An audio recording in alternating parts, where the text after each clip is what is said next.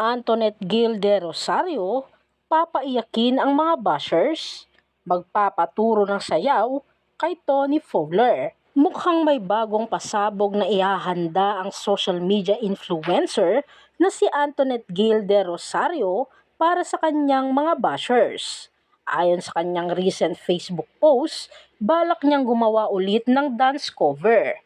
Anya, paano ba yan? Baka pag gumawa ako ng dance cover, umiyak kayo lalo. Ha ha ha. Laughing emoji. Pang-aasar ni Antoinette. Ibinunyag din niya na ang nagtuturo sa kanya ng sayaw ay ang kapwa influencer na si Tony Fowler. Nag-request pa nga si Antoinette, Mami Tony Fowler, yung malupit na yung tinuro mo sa akin. Laughing emojis. Sa ngayon nga ay hinihintay na ng mga basher ang magiging pasabog ni Antoinette Gil de Rosario sa kanyang bagong dance cover. Matatandaan, mala Viva Hot Babes ang pagsasayaw ni Antoinette Gil de Rosario sa unang kaarawan ng anak nila ni Wamos Cruz na si Baby Meteor. Ginanap ang birthday ni Meteor sa Okada, Manila at ilan sa bisita ang kapwa nila vlogger na si Tony Fowler kasama ang Toro family. Sa Facebook page na Wamos Family, ibinahagi ang sexy dance number ni Antoinette. Makikita rin na tuwang-tuwa sa panonood sa mapang-akit na sayaw ng kanyang jowa na si Wamos Cruz.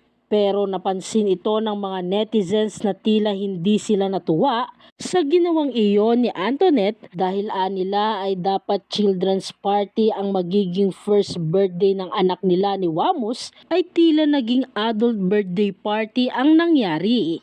Anya pa ng ilan ay nagpapapansin lang umano ang jowa ni Wamos Cruz na si Antoinette dahil gusto lang nitong ibalandra ang kanyang katawan. Aminado si Antoinette Gil na hindi daw angkop sa children's party ang kanyang sayaw. Gayunpaman, nilinaw niyang after party pa daw niya iyon sinayaw. Anya, iyon lang ng sayaw na kaya niya at doon siya confident kaya iyon ang napili niya.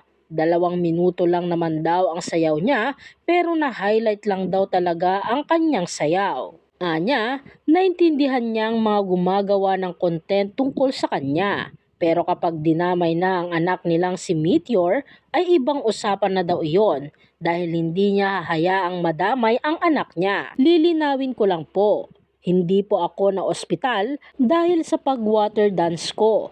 Wala na o ospital sa water dance. Exercise nga po yun, ani ni Antoinette sa kanyang quick live.